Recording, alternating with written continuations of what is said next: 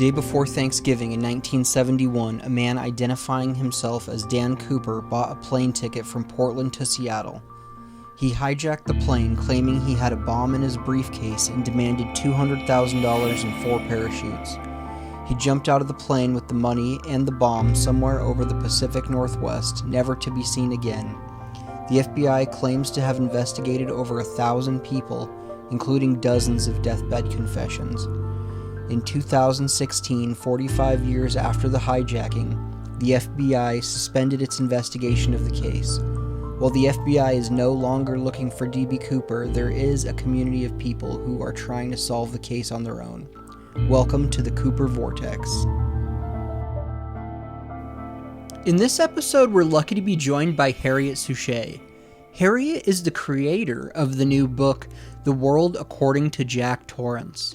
Always interested in the Zodiac Killer, she became consumed with breaking the Zodiac ciphers after her home burned down in 2016. Once she was able to crack that, she applied the same formula to the D.B. Cooper letters, and she is certain she's solved both cases and more.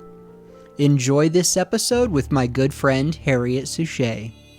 Let's get started with Jack Tarrance. Before we dive into some of the information that you've uncovered or discovered, who is Jack Tarrance? Well, in my opinion, after doing these for so long, and he's just a unique person. He's an enigma. Everybody thought when I got involved with Dennis Kaufman's side of the Zodiac cases that he was a madman serial killer and all kinds of things. But once I finally got to crack open his cryptic messages, I'm discovering a lot about Jack. But what I understood through Dennis Kaufman and the family, that what they got to know about him was that he had an amazing history when he moved in with them in around 1971, that he worked as, I think it's a foreman for General Electric Atomic Energy. So he went from the U.S. Navy to, I think it was the Army. And then in the mid-1950s, he's working in an exclusive field of nuclear energy and designing systems for General Electric. So that gives you an idea of how brilliant the man was. And so he just had a double life. But Dennis said when he moved in with them, when he was around 5 years old, 1971, he said there was something about him I didn't like about the bleepity bleep bleep bleep. Dennis swore a lot. But do you mind telling us who Dennis is? Dennis Kaufman is the stepson of J.W. Tarrance Jr., or AKA known as Jack Tarrance. And so he definitely experienced a lot about him, but always had some questions about some of his secret activities, because he'd say Jack would stay for about a couple of weeks and then be gone for a couple of weeks and then come back with enough money to buy a secondhand mobile home and a secondhand car. And I always wondered where he got the money, but That's I'm hoping I'm giving you, yeah. Well, that's and he moved in with him in 1971, you said? Yeah, I think it was, according to Dennis, about September 1971. But his mom had met Jack a little bit earlier, maybe around late 1970, when Donna last disappeared. So that's how come that was up in the South Lake Tahoe area. So that stands out in many people's minds that Jack Tarrance, and the FBI was backing Dennis as of around 2001, that Jack was probably the right suspect because he was living in South Lake Tahoe at the time when Donna last disappeared and fit the composite and all kinds of things. But anyways, I'll let you keep asking the questions. I hope I'm answering as best as I can. Oh, doing a great job so far. How did you get involved in this, Harriette? What started you down the Zodiac Killer sort of trail? Okay, during the late 1960s, especially during 1970, in San Francisco, they kept on describing a young man that they were looking for. Not anything that looked like a what's his name, Arthur Lee Allen. And we would hear about it every half an hour on either KYA or KFRC, which was the popular stations to listen to, that they were looking for a young man because they had a description of him from Lake Berryessa. And this was going on for months. And I'd be listening to the radio like every young 10-year-old, 12-year-old kid in that era. Anyways, I'm looking, let's see, I went to go do some family shopping up in a neighborhood convenience store right at the top of the hill, Banner Foods, as it was called, on Alvarado Street. And I looked over about 2 blocks away, and I saw a young man with scraggly hair and something written like on a military shirt. And then what we called hippie pants, because they were kind of beige-like with some some funny lines going down the pants. And I looked over and I somehow at that time said, I know that's the Zodiac Killer, but I'm just a kid. Who's going to listen to me? I'm not going to say anything. I didn't tell anybody until about 20 years later, in about 1970.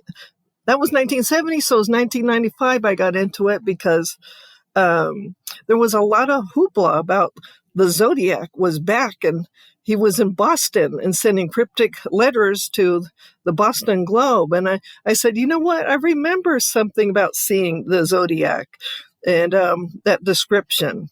So I got involved in it because it was just an interesting true crime case. And I thought, I do a lot of word puzzles and like to... I did at the time a lot of antiquing, and I knew how to research things. So it just intrigued me. And I said, I know I saw the guy, but he didn't scare me. So that got me into the Zodiac cases. That's kind of like the slam dunk right there. And then many years pass, and I get on certain websites. And it turns out that Dennis Kaufman and I were on Tom Voigt's website. And every time either one of us said it wasn't Arthur Lee Allen, and we would start siding with each other. I didn't know that Dennis Kaufman was Kenny Kilgore at the time. So when I would side with Kenny Kilgore, we'd get our post deleted. We'd get beat up online. And I would say, hey, the guy I saw was not Arthur Lee Allen, and Arthur Lee Allen is not it. That was not the popular view then. Isn't that crazy how those online communities work? Well, so let's fast forward really quickly. By 2008, because I'd gotten offline I still was interested in the cases and following them, but I stopped posting things about the same time period Kenny Kilgore dropped offline. And so it was 2008, and they're saying Jack Tarrance is most likely the right guy. The FBI's backing him. So I started looking into that. And when I scrolled down on Dennis Kaufman's website and I saw the guy at the bottom, I said, that's the guy I saw standing in 1970. And my hair stood on end. I said, this is the right guy. And this is Jack's son who I saw in 1970. And then we could fast forward really quickly to once I found that out and I got on Dennis's website. It's a few months later that they lived on Surrey Street, which was the neighborhood next door to mine in San Francisco around 1969, 1970. So well, there you go. I knew something, and I told Dennis and everybody then that I knew something about the Halloween card. And so to make a long story short there, that was what pinpointed to me. My brother was working on a version of the Halloween card because he wanted to be like Robert Graysmith, who was receiving all these, the Zodiac messages. And so it had something to do with the Halloween card.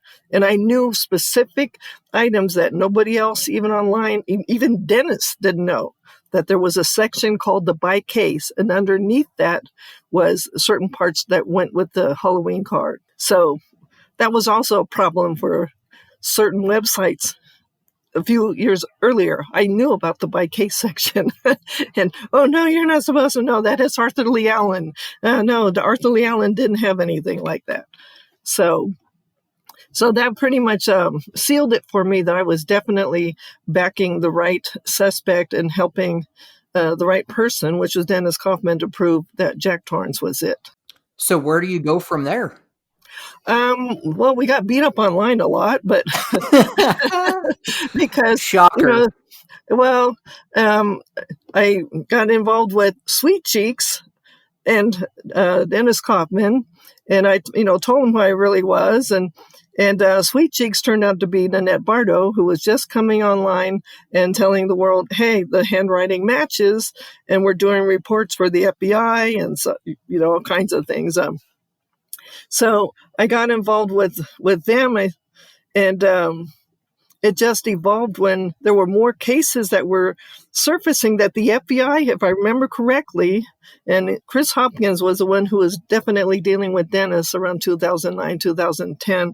They were very interested in linking him to the D.B. Cooper cases because of the proximity of where Jack was living at the time. And they all knew about Reno. And and then there was also the interest that Dennis had come up with some pictures that he had found in Jack's belongings that they were sure it was Black Dahlia, the way he could overlay it, and a lot of, technical things that you could do at the time, overlay it, and they found out that it did match the then deceased Elizabeth Short way back in the 1940s. So, he was a suspect then. Jack Tarrance was becoming a suspect in the Black Dahlia cases. If you guys are certain, you've got the right guy, Jack Tarrance is the Zodiac, Mm-hmm. why make the jump to, we got to figure out if he's D.B. Cooper? Well, it was something about the handwriting was matching and the composite was matching and the age. Jack Tarrance was 43, 44 years old in 1971. And that's what was catching a lot of people's attention, that he was definitely in the area and looked just like the guy at that age. And Dennis had some pictures that he could post online, say, look, okay, this is D.B. Cooper composite and this is Jack. It's circa 1971. So, and Nanette was sure that the handwriting was matching because some of the block letters that are used in some of the communications, there's the same thing circa 1970, 71 for the Zodiac cases also, where the envelope has block letters on it. So that was, people were finding that intriguing, that D.B. Cooper and Zodiac may be one of the same. It is a very intriguing theory, and a lot of people have theorized that. Well, once I started cracking the cryptic messages, and Nanette was definitely inspiring me to keep going. Long story short, I lost everything in the Clayton fire, and but I had plenty of time during the afternoon because there was just, couldn't find any work, nothing, but I was still here on my property. But, I had already started cracking the codes. And so Nanette said, okay, you did this one. Why don't you try D.B. Cooper? What does this say? And so started focusing on it. I think it was in 2018, some of the cryptic messages. And I was just surprised once I found out that some of them were just a simple anagram. But I make it sound really simple. It takes a couple hours to do them if it's just an anagram. And I've had done some of the real ciphers, which can take more than a couple of hours, sometimes a couple of days. And which D.B. Cooper letter did you examine first? I believe, and let me pull it out. I think it's the one. It's the Reno letter. But let's see. I think that was the one that caught my attention. And I started working on it, but I don't remember exactly finishing it. But then I said, no, I did. I finished it when you brought my attention to me. I said, I did finish it. It's stashed away somewhere in, let's see.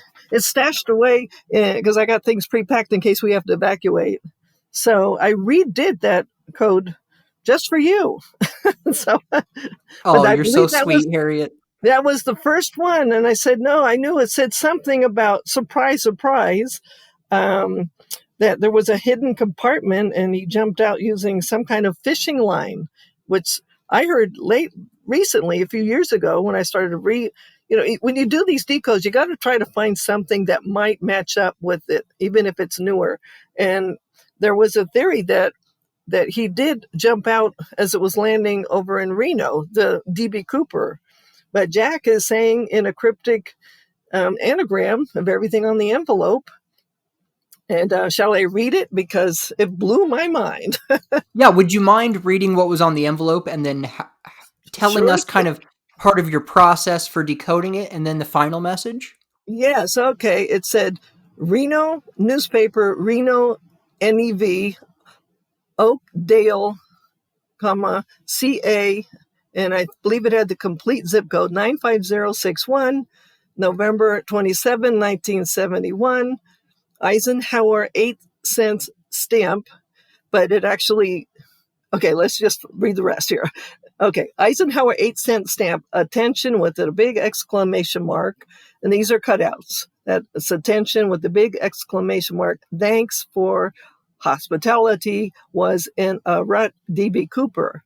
But I learned after doing so many of these decodes, especially the envelopes, it's not only what the stamp says, it's who was in the stamp. So it is President Dwight David. So you add that to the rest of the cryptic message.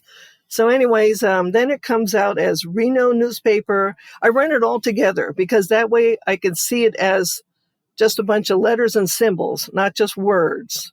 So it's then easier for me to pick out words when I go to rearrange it as an anagram. So it runs all together. Reno newspaper, Reno, Nevada, Oakdale, comma, CA 95061, NOV 27, 1971, President Dwight David Eisenhower, USA 8 cents, attention, exclamation mark, thanks for hospitality was in a rut D.B. Cooper.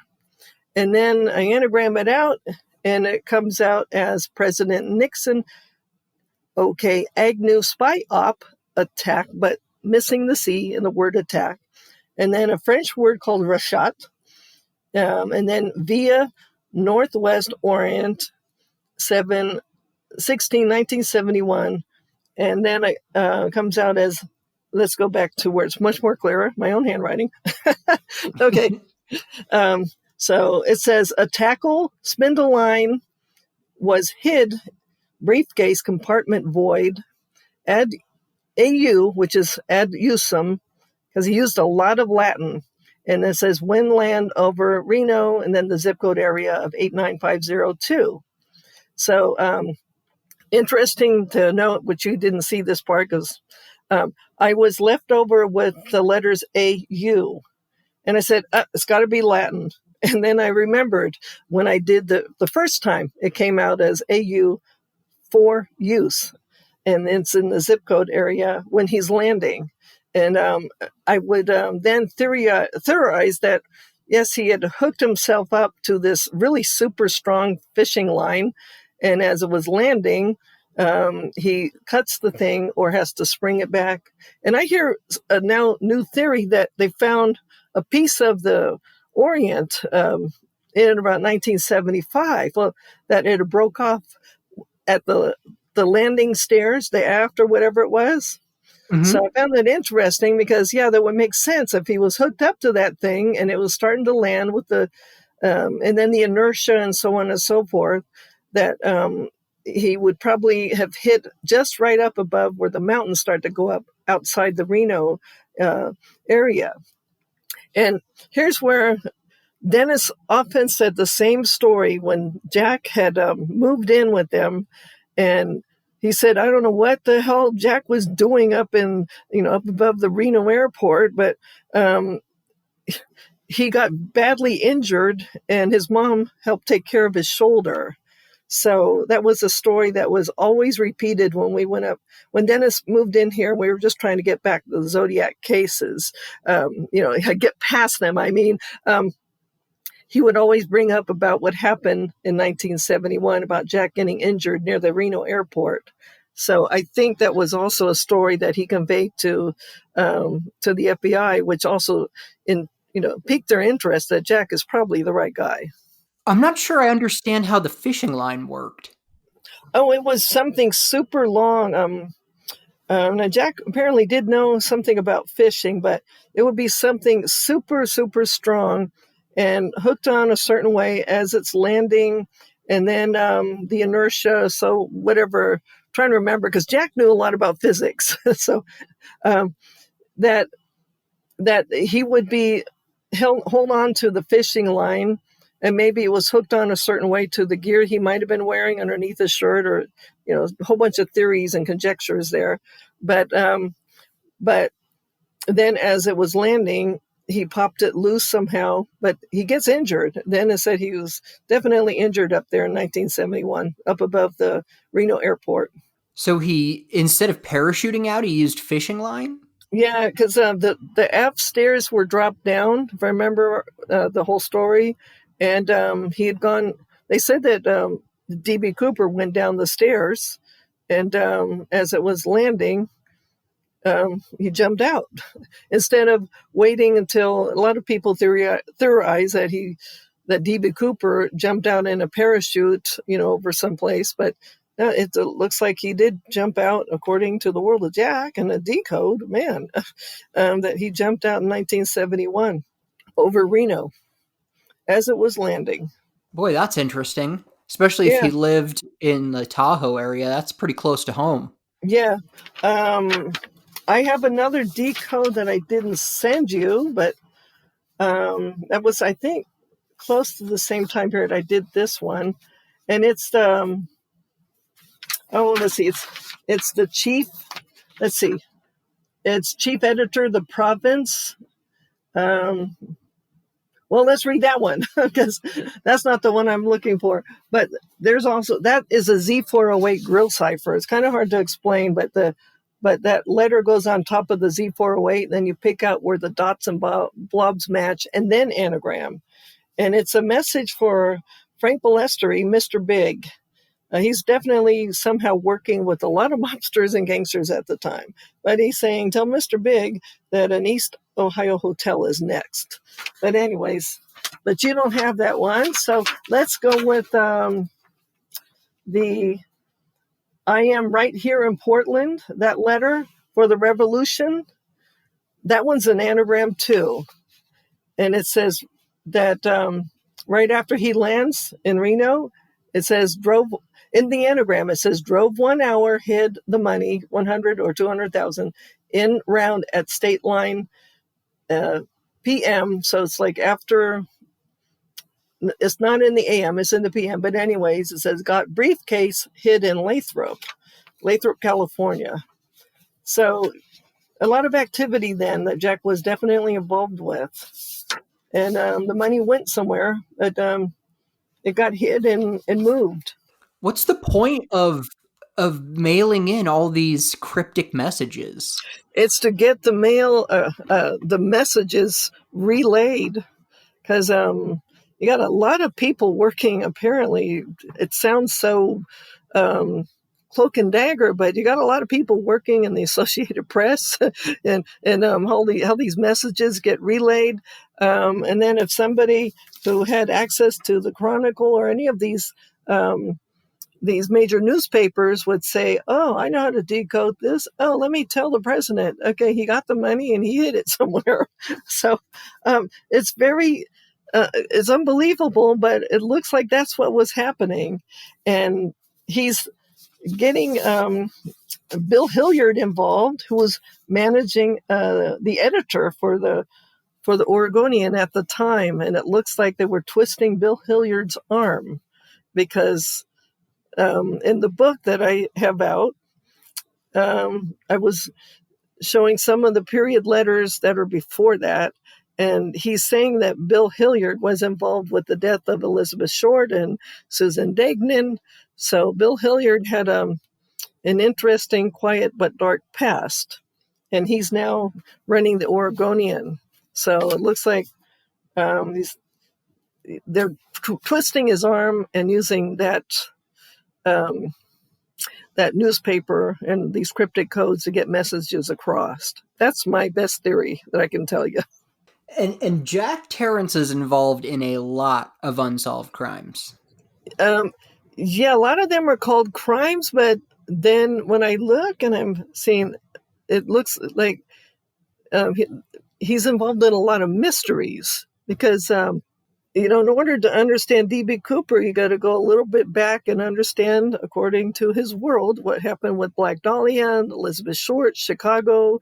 Nixon was a then unknown politician, and he's helping the mobsters get.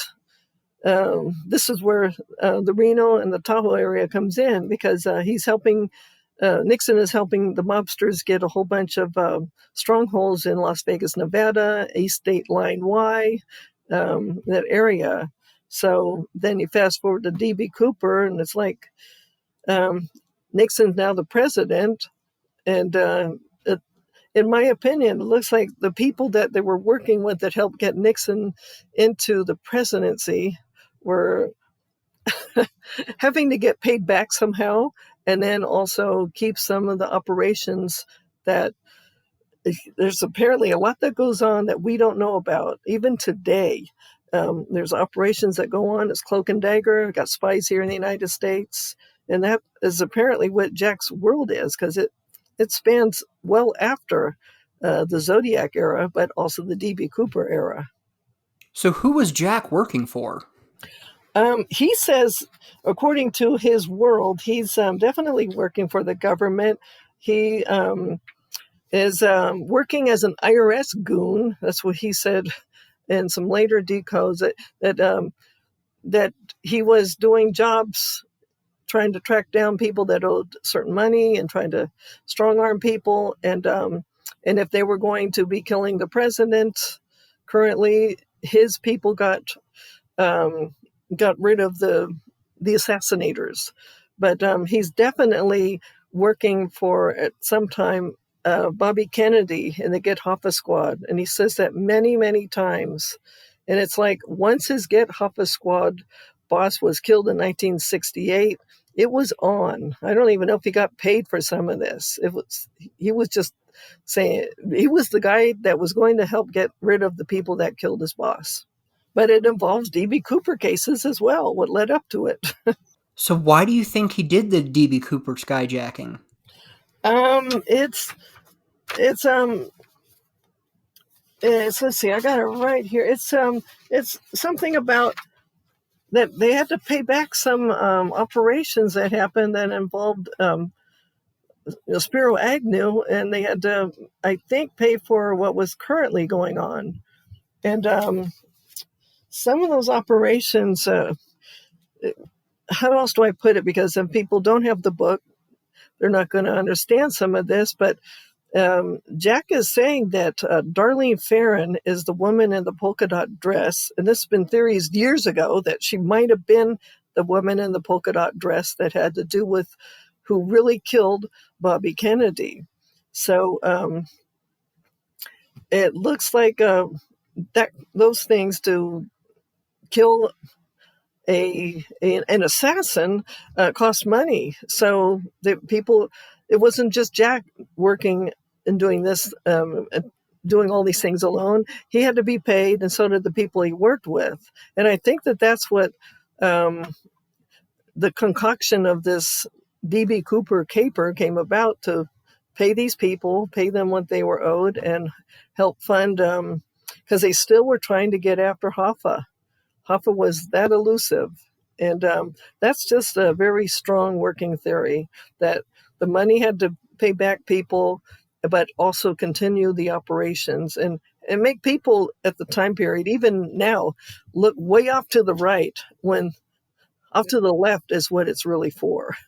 It's, I think, a version of MK Ultra, shaping people's minds and thoughts. And so that way they can quietly do their business. Some of it very dirty, but it was done. Was Jack involved with MK Ultra at all? Jack, we got some early decodes. It's not in the book, but we were understanding through some other people that were trying to crack his codes that it did appear he might have been involved with MK Ultra, and so he just he was definitely linked somehow to intelligence agencies. So a lot of people did get tainted by some of the dark side of MK Ultra, but it looks like they're using some of those types of twisting the minds and making people think certain things so that way they won't see what's really going on. So I would say he was definitely somehow involved with MK Ultra, but got out of it because he was definitely doing some work long after that. Yeah, this guy was involved in a lot of crazy stuff. Mm-hmm. What's been the most shocking thing to you in your work?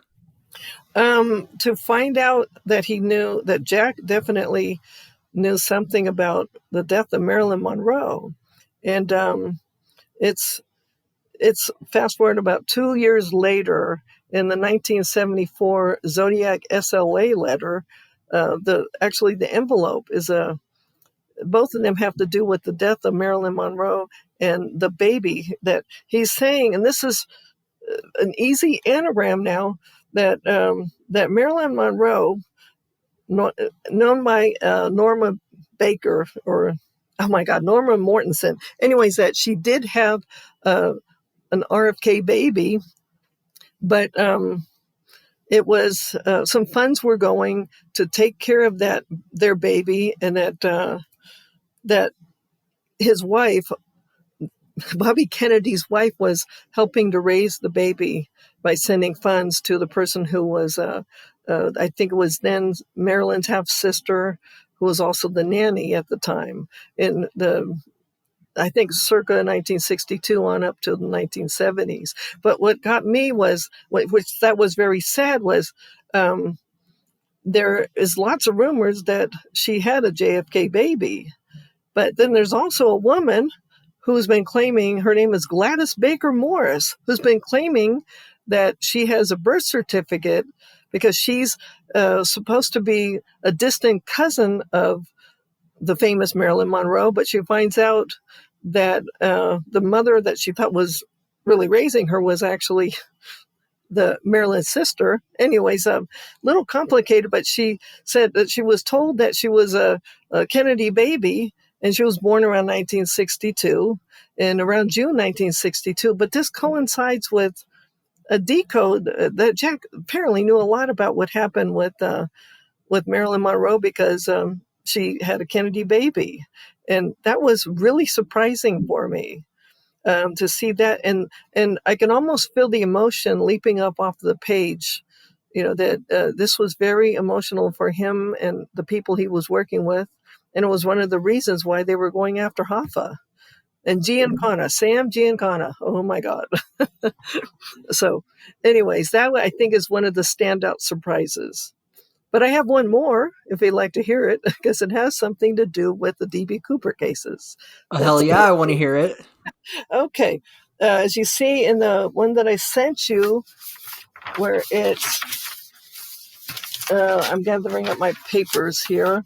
Oh, hold on. I think it's over here. It's the one that I just sent you. And it says, and this is the Oregonian, 1320 Southwest Broadway in block letters, and December 3rd, PM, 1971, U.S. Postal Service 970, only part of the zip code. That's very important because what that real zip code is. Anyways, it says San Francisco cable car, U.S. 8 cents. That's the stamp. And then historic preservation. But what most people can't see is it says remembering our POW-MIA sacrifice for freedom in quotation marks. And then I'm adding all of that, but Portland, Oregon to it and the rest of the zip codes. And so what's important about that is the zip code is 97085, and the remembering POW, MIA, sacrifice for freedom, was used by the military, especially military outposts. And Jack was also a recruiter, and he worked often. Apparently, I'm finding out so much. He was working in recruiting offices, and that is a recruiting office somewhere in Oregon. But anyways, it anagrams out to all of that that's on the envelope. It anagrams out to railroad operator 17, remember, World War II, Frances Brown, 33, because she was 33 years old at the time, Ross, Susan Dagnan, and then pictures, Chicago, University of California, GH, Dr. Hodel, Navajo doctor, that's what he was, perform late Elizabeth Short C-section at Blackfeet Reservation, northeast of Missoula County, Montana. Well, that's where this ties in with D.B. Cooper, because he's bringing up about what he knows about Susan Dagnan, and that Bill Hilliard is involved with the death of Susan Dagnan, taking a bunch of pictures. So that's where Bill Hilliard is now, the Oregonian, again, the editor at the time. But that definitely ties in with D.B. Cooper, Susan Dagnan, and the death of Susan Dagnan at that time period. So a lot of things that we didn't know about Bill Hilliard. That was very surprising. But anyways, one of the decos that I did that has the D.B. Cooper that has a lot of dollar signs in it and a cutout. Well, I knew that the dollar signs were actually symbols for D, because the Susan Dagnan, it's in the book. It says, get 200,000 ready. Well, that dollar sign is used as a D. So this is he's also using that dollar sign for D in the D.B. Cooper case's cryptic messages. That's amazing how it just circles in, even though it's like 20 or 30 years later. So I think that's one of the standouts for me there, because I remember working on that, get the $200,000. I'm trying to find it right now, but it says, get it ready. Okay, here it is in the book. It says, get $20,000 sign ready, and other signs, but wait for word and blah, blah, blah. But I was working on that for 4 hours, and I came up with everything except for the D for Dagnan. And then I realized the dollar sign, it was almost as if Jack was telling me, hello, D is for dollar. Because he was. So when I came to the D.B. Cooper cases and I saw the thing with the dollar signs, I said, oh, I know that those are D's. So anyways, that was a very surprising standout for me. So I don't want to get too sidetracked, because we're definitely focusing on D.B. Cooper. But again, in order to understand D.B. Cooper, you got to understand all these other mysteries. And Jack especially if one dude did it all. Well, he didn't do it by himself. That's the thing that I'm finding out, that he's working with some amazing people. And I definitely can sense he had a love-hate relationship with Nixon. And and I understand that Jack was pretty much a lifelong Democrat and Nixon's a Republican, but he's ending up working for the Nixon administration starting around 1968. So it looks like he's just trying to clean up the past and trying to get after those who killed Bobby Kennedy. I'm sure Nixon hated the Kennedys. We heard that all the time, but didn't really want them dead. And then now he's the president. He's like, I got to get after these people that killed all these other people before me, because I'm now the president and they can kill me. So I think that that's why he's working, and who he's working for. By 1968, he's working for the administration, Nixon, Spiro Agnew. Who knew? Did Jack Tarrance ever work with E. Howard Hunt? E. Howard Hunt. You know, you're bringing up something. I went to 2 of the JFK conferences, and I tried to ask questions to his son. And his son just kind of looked at me like, I can't answer things like that. I met people who worked for the CIA at those conferences. Tosh Plumlee. And I just asked him out right, because Tosh Plumlee is very familiar with Texas. Jack is from Texas. And I asked him, did you know Jack Tarrance? Because Dennis was telling me at that time period when he was still, because Dennis is now deceased, but Dennis was telling me about that time period that when Jack died, some kind of like CIA-esque people came to pay their respects and fired off a 6 or 7 gun salute. So, anyways, I'm asking even Tosh Plumlee, did you ever work with him or know him? And he says, Harriet, I can't answer that question. He smiled like, yes, I did, but I can't say yes or no. So, Interesting. so E. Howard Hunt is that definitely placed there with the Nixon administration. So I would not be surprised if he knew him. Because I know someone else who theorized E. Howard Hunt could have been D.B. Cooper. Well, he was definitely, if I'm seeing this for what it is, and a lot of decodes that are now saying cryptic messages that were sent to the Chronicle, and all that same time period, that the break-in for Watergate was staged. So that was, again, if you want to call it MK Ultra-esque, make people think it was something that there were other really things going on. I would think that he definitely knew E. Howard Hunt, because it's all cloak and dagger and things that had to be cleaned up. How the president got into the White House. Can't have it being thoroughly talked about that Bugsy Siegel and all these people helped him get in there. That was not good politics then. But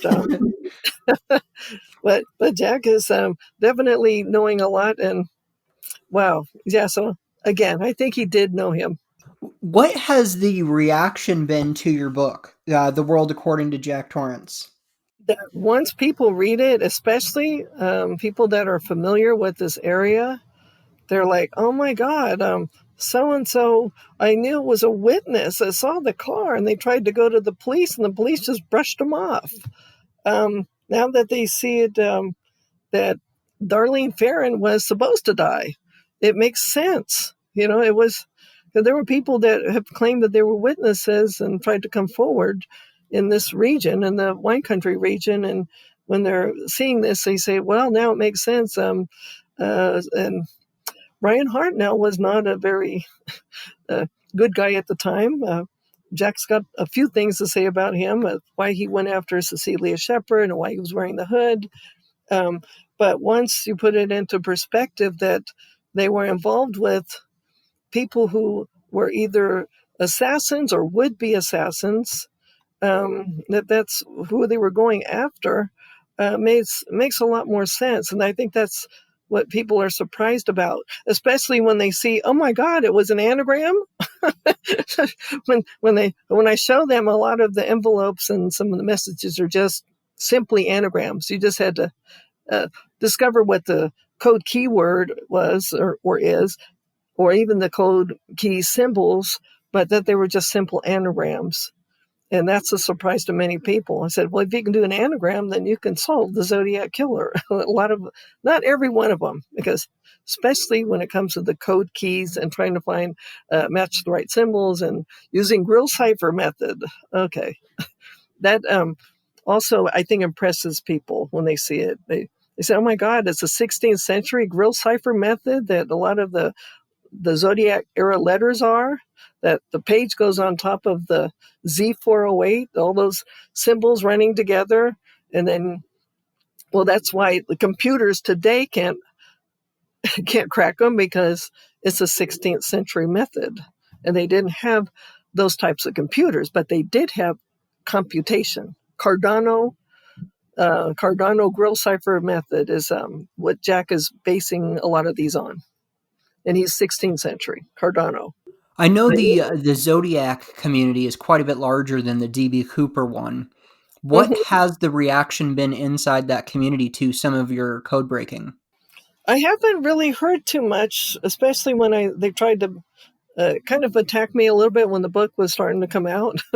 But I said, okay, well, I sent something to Tom Voigt because Jack was confessing to Tom Voigt of all people.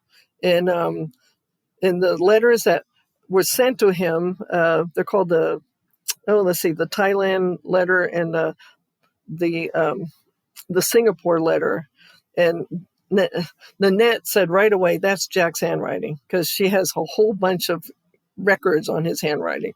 So when people started to try to attack me, when I knew the book was coming out, I said, well, Tom Voigt, I put it on Twitter. And the moment I showed him how it was done, and this was before my book was copywritten, I said, Jack was confessing to you. And I wanted to call Tom a bunch of names because, of all people, Jack was confessing to him in 2002, 2003. So I think once I showed how it's done, the code-breaking community has been quite silent, because I'm showing that there's a process here, and it's actually a pretty, sometimes very simple scientific process. So I think I can only thank Jack Tarrance, because he's the one who created these cryptic messages and ran with these code symbols and so on. And I just finally figured out his method. But if I tell you a little bit more about that, that's probably going to creep people out. But I'd like to bring that up. Let's do it.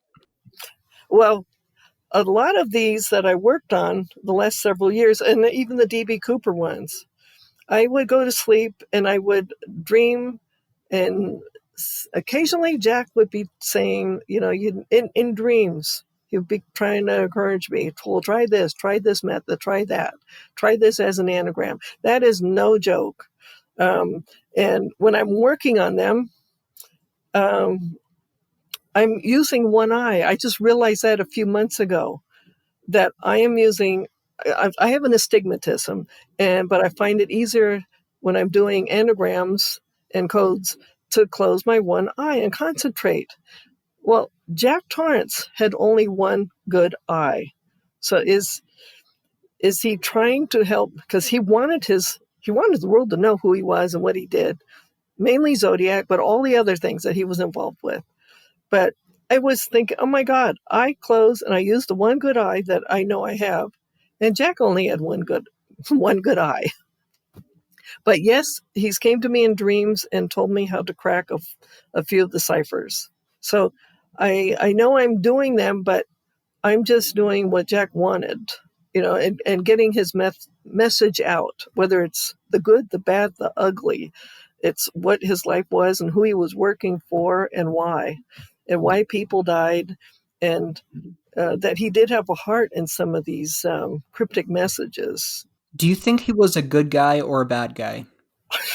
I don't know what to say, because right now, through the periods of the 1940s, when he's getting started out, which he was only 17, by the way, and I got some very early decodes of the Georgette Bordoff cryptic message. Long story, but I think he was getting involved with that they were going to kill Susan Dignan and all these other people, but he veers off and becomes the Black Dahlia Avenger. So he's involved with some pretty dirty things, but then he realizes, in my mind, he's realizing that, no, killing 6-year-old Dignan and all that stuff, no, he's not going to be involved with that, but he's going to be telling and relaying messages and avenging. And so I think he was an avenger of many sorts all the way through the Zodiac era. And then he starts confessing to people. In 1971, he's saying who he is to Herb Caen in the D.B. Cooper Sky Marshal letter. And I think that's in the book. He's saying, hey, he's saying, Herb Caen, I'm the guy who was in the hood. And I was 41 at the time. That's just an anagram of what was handwritten on the Sky Marshal's D.B. Cooper mystery letter. So I think he's avenging, but I think for many years he's avenging and doing some dark-sided but good things for our country. A lot of people are going to be so angry when I say that, but I'm seeing it through his world, what he was doing. But he does admit to killing Dennis's mom and um, Charles Tarrance's mom and Dennis's family member's mother. But he's apparently quite. I feel the remorse he's saying in his final decode, which is actually sent to Bruce Ivins, has to do with the anthrax cases. Anyways, he's he ends up dying a murderer. He's knowing that he murdered for sure. But I think most of his life, a lot of people, when they read the book and they see these decodes, how they come out, they're going to think, well, Jack was just a hired gun, an Avenger, a spy. But in the end, he dies a murderer, but he's also very sorry. He's very remorseful. And that's what I'm seeing. Because he was trying to confess between 2001. I have Dennis's own records. Long story how I got that this year. But anyways, in Dennis's own records, he's showing that where Jack had confessed, and he's saying, I am the Zodiac. And Dennis would often tell me that Jack would try to tell him what being Zodiac was, but that the world is not going to roll out the red carpet to you for solving these cases, because it's much more than what you think it is. That's pretty interesting. Mm-hmm. So, yeah, he was a killer. He was a hired gun. He was an Avenger. He was in his own cryptic messages decoded. He says he's avenging by 1968, that he's avenging Will Wilkerson. What happened with how Will Wilkerson got kind of like ripped off of the Flamingo Hotel, and how Nixon helped him, so on. It's a little complicated, but he says he's avenging Will Wilkerson, Marilyn Monroe. Oh, I'm sorry. Will Wilkerson, and then Black Dahlia, then Marilyn Monroe, then JFK and MLK, who happened to be friends with the Kennedys, and then his boss, Bobby Kennedy. I mean, that once that last straw for him came in, he and who he's working with, it was just on. And again, I don't even think Jack got paid for a lot of what he did between 68 and 71. Because Dennis said Jack did not have any money, nothing. He just was so poor he had to move in with his mom by 1971. So I think that matches up, as he was just doing things for free just to get rid of the people that killed his boss, Bobby Kennedy. And then in November 24th, 1971, he makes a big payday. Yeah, I think so. And it was not just for him, but probably for a whole mess of other people. The names he names, I would say it's about 15, 16 people. Because the going rate about that time period, especially, let's see, because I'm finding information just not too long ago that he definitely was working for the government through, Capitol Hill, which, by the way, Capitol Hill is based on the Zodiac. Did you know that? That's the circle. No, I didn't. Sun. It's north, south, east, and west, the rotunda. Anyways, the going rate then to work and do something, even if it's quietly, was about $6,000 around 1971. So if you have like 16 people involved, 16 times 6,000, it's a little bit under 200,000 of those era dollars. So that it seems, when you think about it, as bizarre as it sounds, because it is D.B. Cooper and the Caper, it sounds like something that Nixon would come up with. Well, I can't pay you guys directly, so let's just kind of do some wheeling and dealing and strong arm some people and even some airline industry, and we'll make people think this was a horrible crime, when in fact it was to pay people that helped him get into the White House, and pay people to kill people who killed other presidents, and to fund current operations. Do you think his bomb was real on the plane? Oh, no. Jack would never be that stupid to try to land with a bomb. No. No. Why do you think all these are still unsolved, Harriette? No, because mysteries make money. If you actually solve them, even a few years ago, it takes the wind out of a lot of people's sales and their book sales, and but I really disagree with those people. Um, if you actually solve it, I mean, I'm really convinced that Jack is definitely D.B. Cooper. But that actually opens up many doors to follow many avenues and TV shows. I understand there's a TV show coming up on D.B. Cooper at the History Channel. It actually opens up many more doors. And this brings me to why I did this book. Uh, I had an agreement with Dennis Kaufman, and it was a verbal agreement. And now that he's deceased, I was to sell the book to a certain point and just get my housing and living situation taken care of, because it's kind of a complex story. About 2015, 2016, it was definitely not safe, but now everything burned down. But I would like, should the Tarrance family and the Kaufman family be listening, to let you know that I'm going to honor what I agreed to with Dennis Kaufman. And they're just going to have to trust that if this book starts really selling, there's supposed to be some splinters off into different directions. And Dennis and I talked about how there should be trust accounts and trust funds set up. If my book is selling, that I'm supposed to try to do that. And now he's deceased, I want to honor his requests, because we talked about that often. So, but yeah, that's, I think, the reason why the mysteries keep going, because a lot has to do with people want to make their money, keep the mysteries going. But I think there's more money in the mysteries being solved. But doesn't the FBI want to see these cases solved? I think the FBI's known all along that Jack was probably it, because I think that's why they always backed Jack as the right guy, because they just, found some things. Jack had his fingerprints taken. I got copies of his fingerprints, military records, and his fingerprints are especially damaged by the 1970s. There was some kind of accident. There was a debate on whether it was through GE or a radiator accident. But so his fingerprints have always been there, even partial prints and so on, in Quantico. So I think they always known that he was it.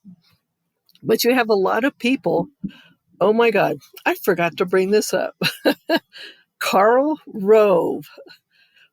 When I started seeing some Zodiac era solves, which, is also D.B. Cooper era solves, he's got a lot to say about Karl Rove.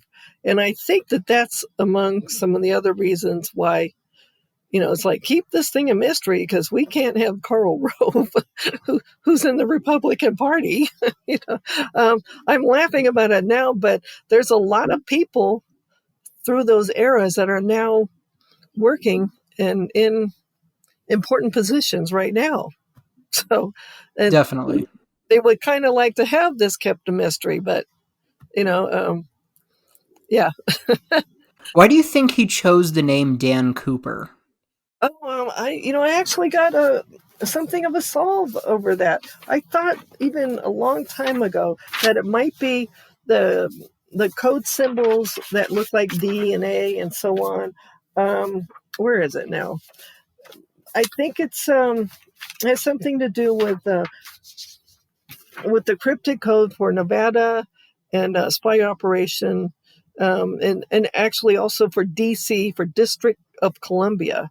It's kind of like, okay, this has to do with District of Columbia and who's living in the White House in District of Columbia. So I think that that's what came about. And then I'm understanding it was the Oregonian that added the B.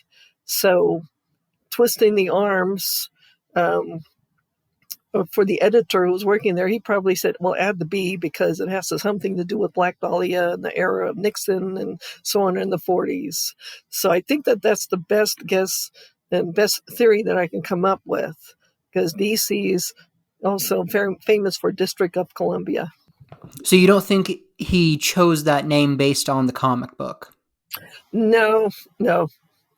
As far as I know, Jack did not read comic books, but Dennis used to always tell the story that he was a reader and he loved Louis L'Amour, the cowboy romance novelist guy. So, but not after the comic book, unless it was DC Comics. But then again, the initials DC, District of Columbia.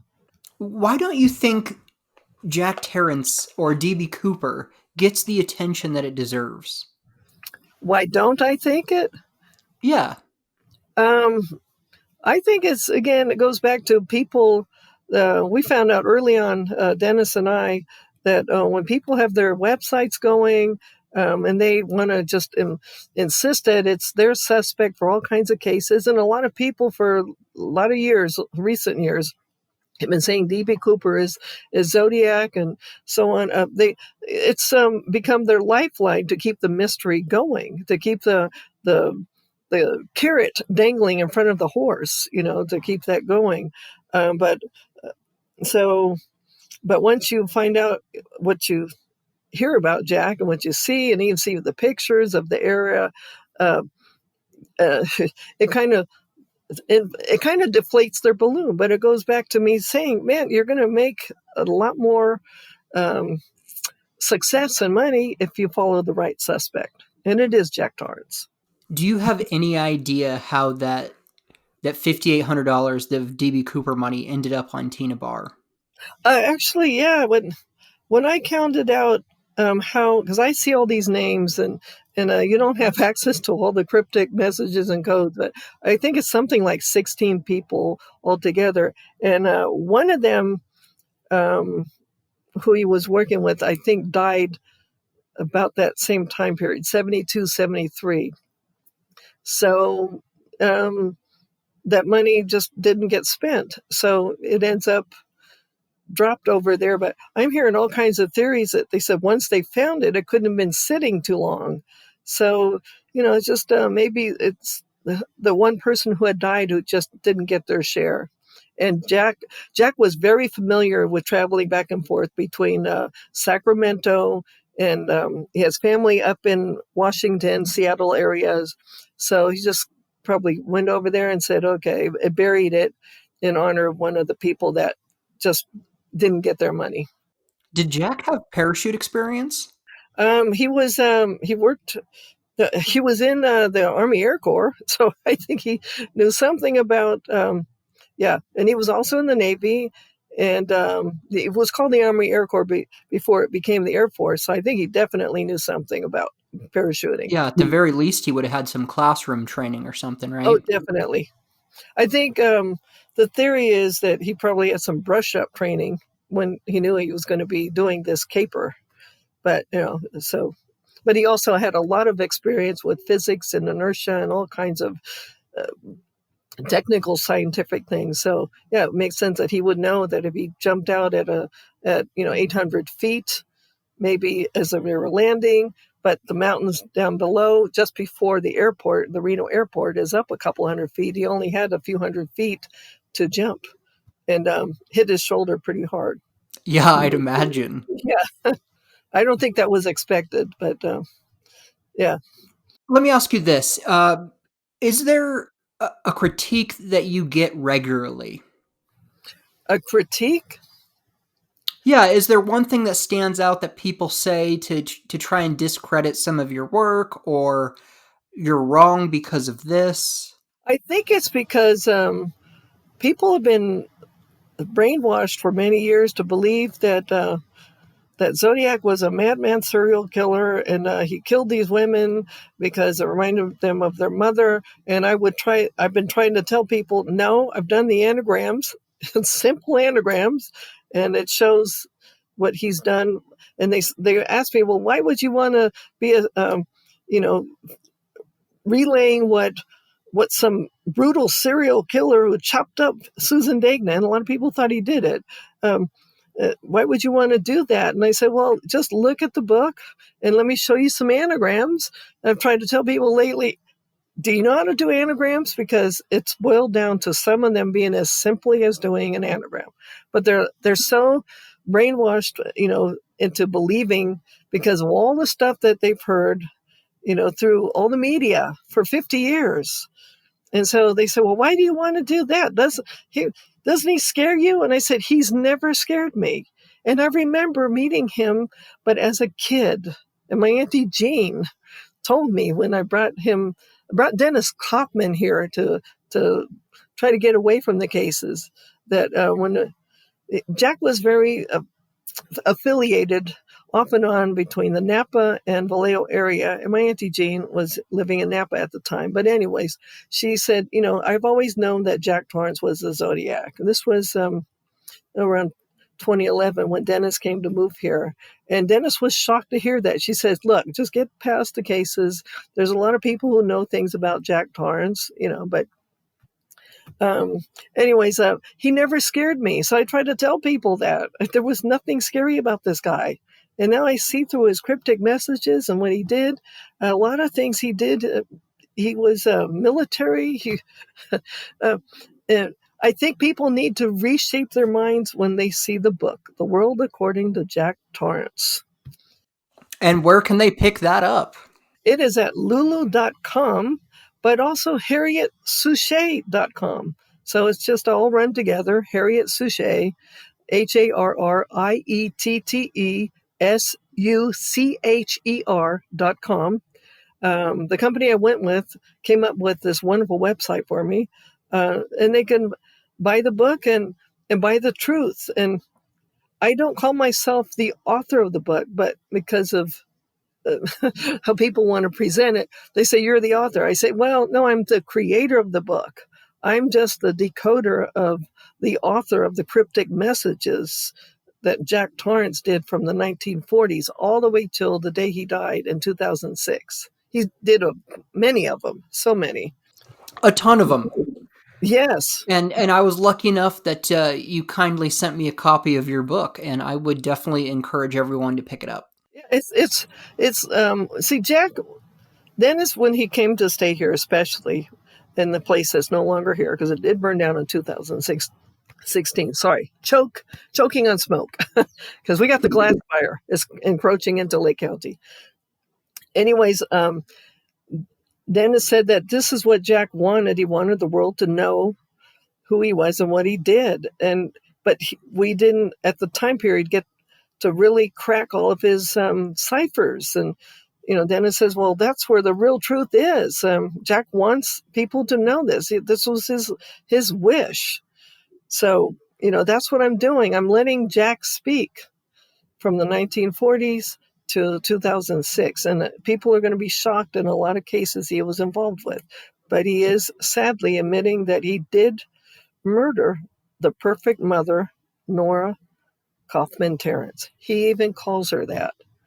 And that is a real tearjerker for me, because when I met Dennis's friends, and Dennis would say, when we were trying to get him work, and we'd go all the way, my God, Dennis would travel all over the place. So I had to travel all over California and Nevada with him. And he'd say, don't tell them that you met during the Zodiac cases. It's been a sensitive subject with my family and friends of 30 years. So I would come in, they'd ask me, where did you meet Dennis? I mean, I just don't remember ever seeing you. And I said, well, it's been a few years. And then they would always ask me the same thing. Did you ever meet Nora, his mother? And I say, no. They say, she was the perfect mother. And that's what gets me. Jack himself is calling her the perfect mother. He knew, and he's very sorry that he lost his head and killed her. That's dark. Yes. So he may have been this cloak and dagger spy guy, a real life daredevil, but he dies a murderer, and he knows it. So, but he wanted the world to know. This is what he did. Well, on that note, Harriette, thanks for coming on. I'll have links for everyone in the show notes, so if they want to go pick up your book or check out your site, we'll have it there for them. Yeah, and I'm on Twitter and I'm on Facebook. So we'll I think put that in there as well. Yeah, that's how you found me, because people were saying that they had their suspect, the D.B. Cooper, and I'm like, you can't just say somebody's a suspect if you can't decode the cryptic messages. And then you picked up on me like, okay, who do you think it is? And here Yeah, we are. definitely. I found you on Twitter and I was like, oh my goodness, she has a book. I gotta contact her. Yeah, so this has been my pleasure of doing this. We just got to keep the book going and live up to a dying man's wish that Dennis knew about, that he wanted the world to know what he did, the good, the bad, the ugly, everything. Well, I truly thank you for putting this book out, Harriette. Yes, and I loved every moment being on your show. Thank you. Head on over to lulu.com and pick up a copy of Harriette's book, The World According to Jack Tarrance, The Real Zodiac Killer, Black Dahlia Avenger, Get Hoffa Squad Member, and more. Also be sure to follow Harriette on Facebook and Twitter. We'll have links to all that in the show notes for you. Is there a suspect we haven't covered yet? Or a theory you think we got wrong? Let us know. You can find us on Facebook. We are the Cooper Vortex. Instagram at the Cooper Vortex. On Twitter at DB Cooper Podcast. Or email us dbcooperpodcast@gmail.com. Thank you to Harriette Suchet for coming on the show to tell us about her book. Thank you to Russell Colbert for always giving me good advice and truly for steering this show in the right direction. I'm Darren Schaefer, and thank you for listening to the Cooper Vortex.